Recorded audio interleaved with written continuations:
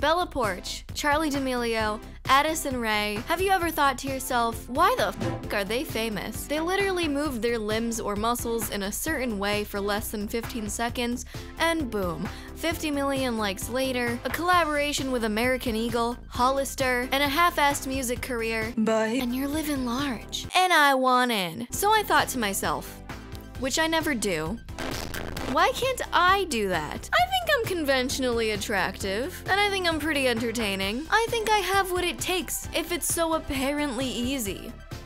Oh my god, I take it back.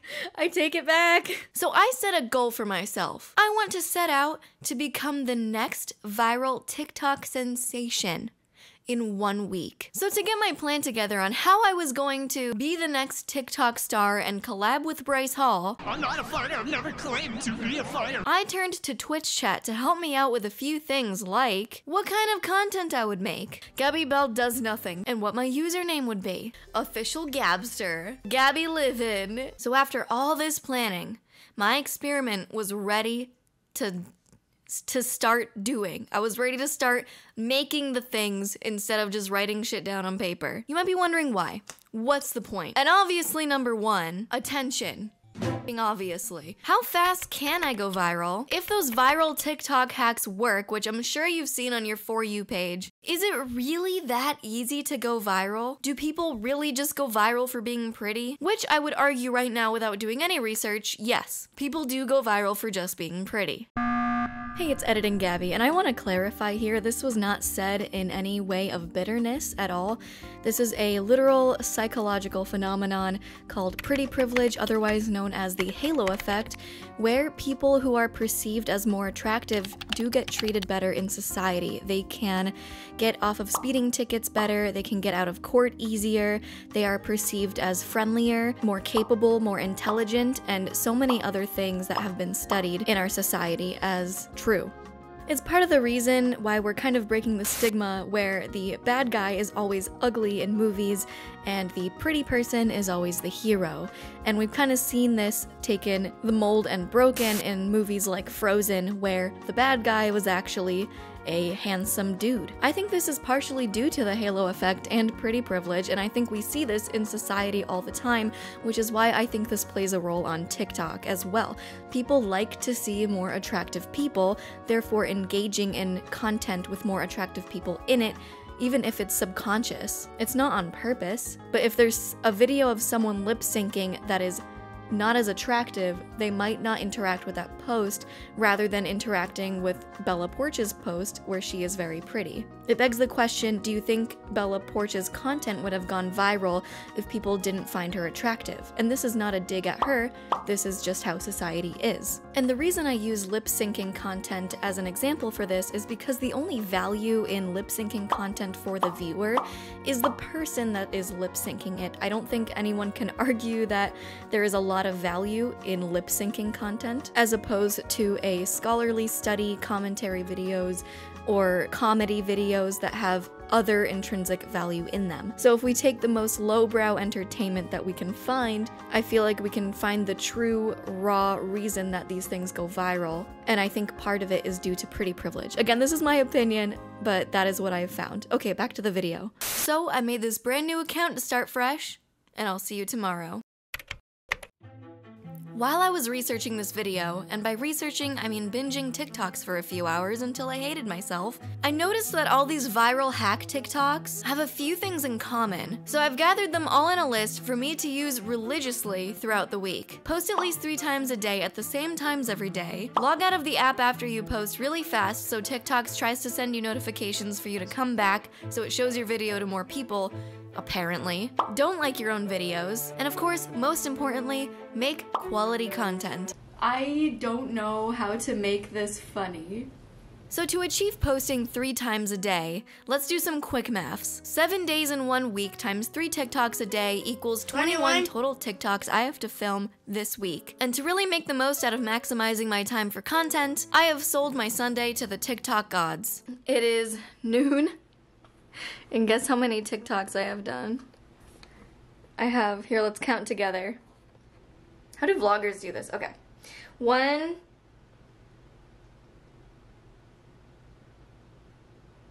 2, 3. I've done 3 TikToks. You know when I started? I got ready at like, I'm gonna say 9:30. A few hours later. It's 3 p.m. I had lunch. I played Stardew, and I have zero motivation to keep making TikToks. Is this even worth it? You're always worth it. You deserve it. Do I deserve it? Some TikTok views. Yeah, some TikTok views. Oh yeah, and the type of content I'm gonna make? While I thought it would be much less effort to just do thirst traps, unfortunately, I decided to post a poll on my social medias to see what kind of content you guys wanted me to make. And you guys really wanted to make it a challenge for me, so you guys chose comedy. I am not that funny. And to be honest, if this week doesn't work out, I might try the thirst traps next week. Spoiler alert, if you didn't know from the title and thumbnail already, it didn't work out. But here's what I learned. So I posted my first TikTok, which I thought was hilarious, and it flopped, but I didn't lose hope just yet. It got 25 views. I'm crying. What do I do? I created my second TikTok, changed my account to a creator account from a personal one. So I was thinking of maybe switching to a creator account. Caved and asked some of my friends to follow, and the first person I followed was 𝐜𝐭, so that way I wasn't following 0 people and have 0 people following me. I had never seen 2 pretty best friends. I ain't never seen a best friend. I've never had a best friend. So TikTok didn't think I was a bot. After making those slight changes, my second TikTok ended up getting over 500 views, and the first video also got boosted to over 500 as well. I was posting the third TikTok now, so not terrible for the first 2. I posted the third TikTok, which is honestly one of my favorites that I filmed, and now it was time for day 2. Are you head of marketing for a famous brand? Listen up! To make an effective commercial for Gen Z, first you're gonna use slang that makes no sense. I totally stan this soda, bestie. Great job! That sounded really unnatural. Congratulations! Looks like you've casted famous TikTok star. Why don't you make them do a dance move that was popular about 3 years ago? Put it together? Oh hey fellow famous TikTok star. This soda slaps. No cap, on God. Sheesh! Great job! Looks like you're ready to make a corporate commercial for Gen Z. Alright, I've posted it. I've quit the app. Spirits are not high. Spirits are not high. I'll see you guys later. I'll let you know how it goes.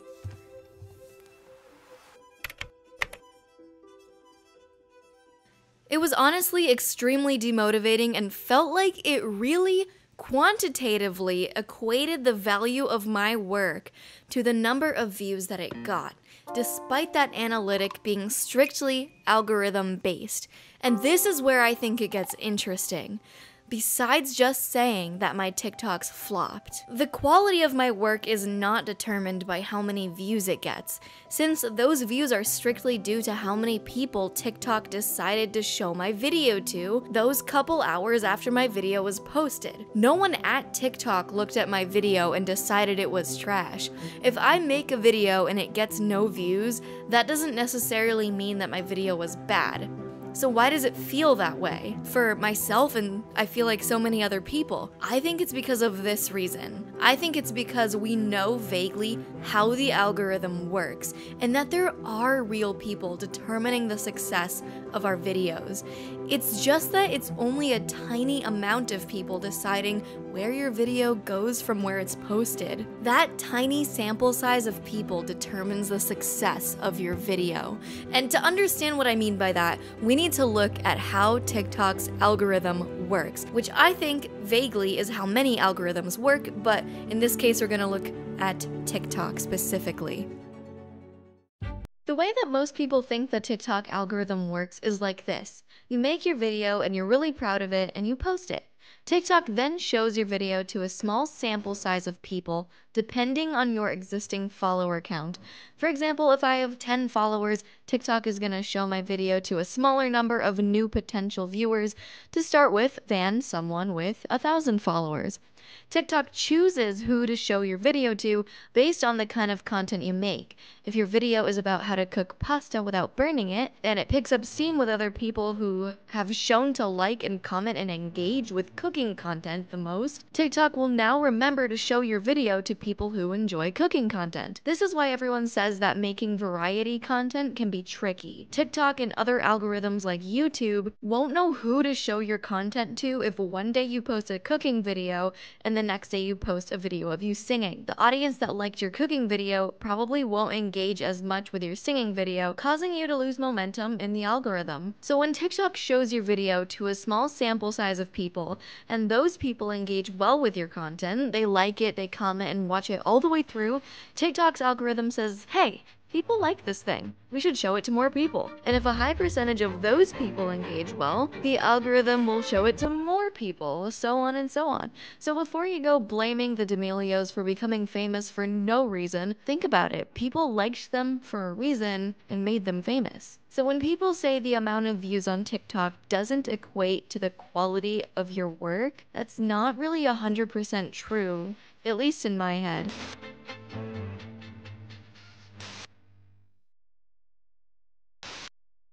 And in my case, and smaller accounts that don't have a niche yet, it's probable that TikTok just showed my content to people who don't like it, therefore causing stagnation in my potential growth. On YouTube, the story is a little different.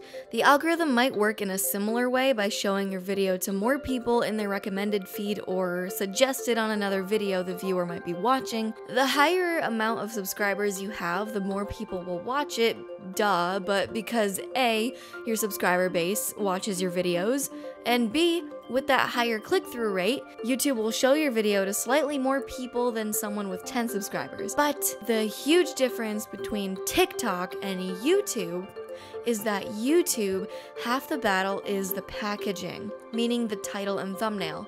People on TikTok are more likely to see a recommended video right on their feed on a silver platter without asking for it or looking for it. On YouTube, half the battle is getting people to click and give your video a chance. Your title and thumbnail have to be interesting enough for the viewer to choose your video over someone else's. That's why on YouTube, I don't necessarily equate the amount of views my video gets to the quality of the video. And that is why TikTok makes me feel like absolute garbage when a 15-second video you spend way too long on gets less than 100 views. Personally, I think TikTok is way more harmful to content creators' mental health for this reason. YouTube just feels better to me, and of course this is my opinion, so if you want to subscribe and make me feel even better, please. I'm waiting. So after 3 days of posting religiously on TikTok, with no social dopamine hit of comments, likes, or views that instant content platforms thrive off of like Twitter and Instagram, I had no more will to post and just completely abandoned my new TikTok. It felt like I was trying way too hard for something I didn't even like doing, just so I could potentially go viral and maybe have a following on there, because even with one semi-viral video, that's not even guaranteed. I didn't even finish the week before giving up, and do I feel like a failure for that? Yeah, I kinda did. Because I went into TikTok with the intention and goal of getting views. I was severely disappointed and humbled. It was like playing a Smash Brawl game for the first time with your friend in 2008 who just picked Meta Knight, and you're like, easy, I'm good at this game, and then getting absolutely demolished by a round ball with a sword. I wasn't even going to make this video, because I gave up halfway through the week with zero success to show for it. But the reason I still made it is because I need content, but more importantly, to show failures too. I've seen large content creators create viral content for TikTok, for YouTube videos, and they've all been successful. And I would bet half the time so many of these ideas go into the garbage or just don't go viral or don't work, and those potential videos go into the garbage because they've failed, which creates this illusion that going viral on TikTok or anywhere is easy and calculated, and that if you can't do it, you must be a failure or doing something wrong. I still would not say that success is 100% luck because of this. It must be a little of all these things: luck, hard work, and quality content. So don't feel too bad if your passion project didn't get the attention that you wanted. Do things because you want to do them and love doing them. It's okay to work for an audience, but don't let it consume you to where you don't even enjoy the thing you're doing in the first place, because that's when you'll quit halfway through the week feeling like a failure. That being said, I make YouTube videos because I like doing it, despite being such a little creator for so long. I've made lots of friends along the way, so thank you if you've watched this far. I appreciate your support. Please drop a like and subscribe if you liked the video. I hope you learned something about yourself, learned something about me, the algorithm, whatever. The last part of the video wasn't super funny, but this was just really something I wanted to talk about. See you at 5,000 subscribers, where I'll finally be cutting my hair. Bye!